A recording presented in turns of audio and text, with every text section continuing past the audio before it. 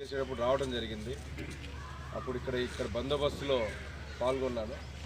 అయితే ఈ election code అమల్లో ఉన్న సమయంలో భారీగా జనాలు గ్యాదర్ అవటం కానీ, లేకపోతే ఏదైనా సెలబ్రేషన్స్, పార్టీకి సంబంధించినటువంటి సెలబ్రేషన్స్ కానీ ఇలాంటివి ఏదైనా చేయటం 100% నిషేధం. మరియు అదేవిధంగా 144 సెక్షన్ కూడా అమల్లో ఉంది వచ్చే నెల 6వ తారీఖు వరకు.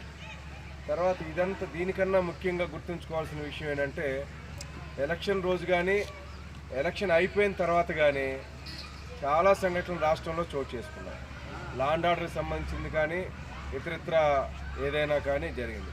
వీటన్నిటిని దృష్టిలో పెట్టుకొని రాష్ట్ర ఎలక్షన్ కమిషన్ కానీ దేశ ఎలక్షన్ కమిషన్ కానీ చాలా సీరియస్గా చూస్తూ ఉన్నారు. కాబట్టి లా అండ్ ఆర్డర్ కంట్రోల్ చేయవలసిన బాధ్యత మాకు ఎంతైనా ఉంది. నేను 2014లో